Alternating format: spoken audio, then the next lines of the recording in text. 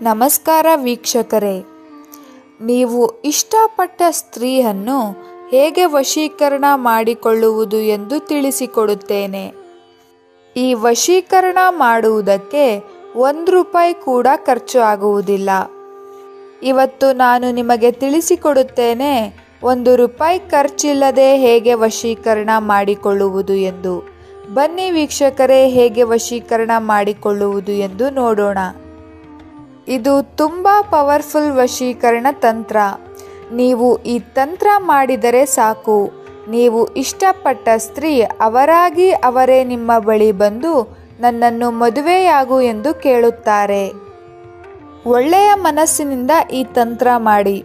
ನೀವು ಒಳ್ಳೆಯ ಮನಸ್ಸಿನಿಂದ ಈ ತಂತ್ರ ಮಾಡಿದರೆ ನಿಮಗೆ 100% ರಿಸಲ್ಟ್ ಸಿಗುತ್ತದೆ. ಆದ್ದರಿಂದ ಈ ತಂತ್ರವನ್ನು ಒಳ್ಳೆಯ ಮನಸ್ಸಿನಿಂದ ಮಾಡಿ. ಕೆಟ್ಟ ಉದ್ದೇಶಕ್ಕೆ ಈ ತಂತ್ರವನ್ನು ಮಾಡಬೇಡಿ.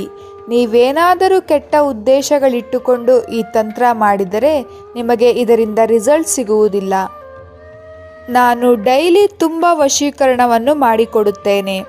ಈ ವಶೀಕರಣ ಮಾಡುವುದಕ್ಕೆ ₹1 ಕೂಡ ಖರ್ಚಾಗುವುದಿಲ್ಲ.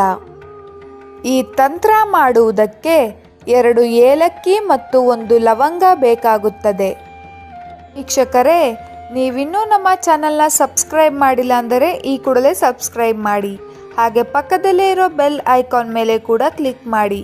ಈ ರೀತಿ ಮಾಡುವುದರಿಂದ ನಾವು ಹೊಸದಾಗಿ ಅಪ್ಲೋಡ್ ಮಾಡುವ ಎಲ್ಲ ವಿಡಿಯೋಸ್ಗಳು ನಿಮಗೆ ಮೊದಲು ಬರುತ್ತದೆ ನೋಟಿಫಿಕೇಶನ್ ಮುಖಾಂತರ. ಬನ್ನಿ ವೀಕ್ಷಕರೇ, ಈ ತಂತ್ರ ಹೇಗೆ ಮಾಡುವುದು ಎಂದು ನೋಡೋಣ. 2 ಏಲಕ್ಕಿಯನ್ನು ತೆಗೆದುಕೊಂಡು 1 ಏಲಕ್ಕಿಗೆ ನೀವು ಇಷ್ಟಪಟ್ಟ ಸ್ತ್ರೀಯ ಹೆಸರನ್ನು ಹೇಳಬೇಕು. ಇನ್ನೊಂದು ಏಲಕ್ಕಿಗೆ ನೀವು ಇಷ್ಟಪಟ್ಟ ಸ್ತ್ರೀಯ ತಂದೆಯ ಹೆಸರನ್ನು ಹೇಳಬೇಕು.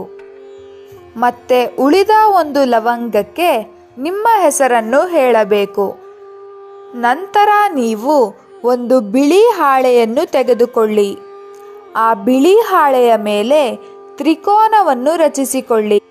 ಲಾಲ್ ಚಂದನ್ ಅನ್ನು ಬಳಸಿ ತ್ರಿಕೋನವನ್ನು ರಚಿಸಿಕೊಳ್ಳಿ.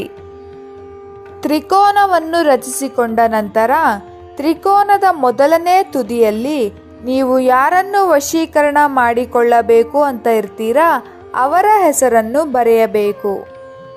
ಉದಾಹರಣೆಗೆ, ಆ ಹುಡುಗಿ ಹೆಸರು ಸುನೀತಾ ಕುಮಾರಿ ಆಗಿದ್ದಲ್ಲಿ ಸುನೀತಾ ಕುಮಾರಿ ಅಂತ ಬರೆದುಕೊಳ್ಳಿ. ನಂತರ 2ನೇ ತುದಿಯಲ್ಲಿ ನೀವು ಯಾರನ್ನು ವಶೀಕರಣ ಮಾಡಿಕೊಳ್ಳಬೇಕು ಅಂತ ಇರ್ತೀರಾ ಅವರ ತಂದೆಯ ಹೆಸರನ್ನು ಬರೆದುಕೊಳ್ಳಿ.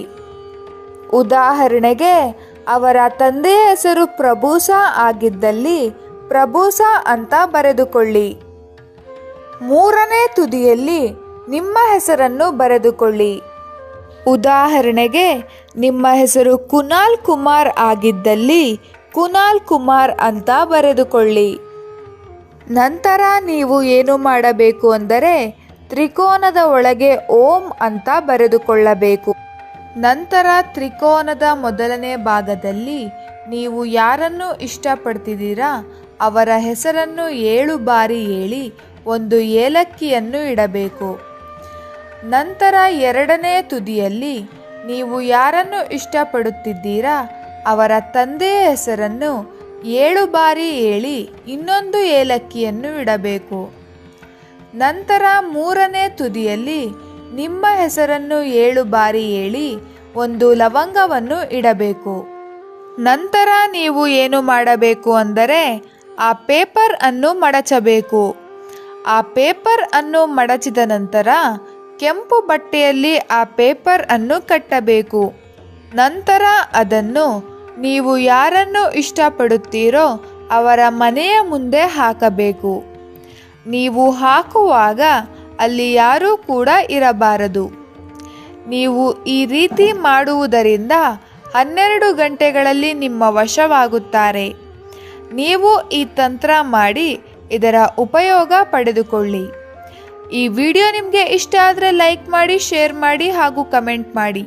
ನೀವಿನ್ನೂ ನಮ್ಮ ಚಾನಲ್ಗೆ ಸಬ್ಸ್ಕ್ರೈಬ್ ಆಗಿಲ್ಲ ಅಂದರೆ ಈ ಕೂಡಲೇ ಸಬ್ಸ್ಕ್ರೈಬ್ ಆಗಿ. ವಿಡಿಯೋ ನೋಡಿದ್ದಕ್ಕೆ ಧನ್ಯವಾದಗಳು.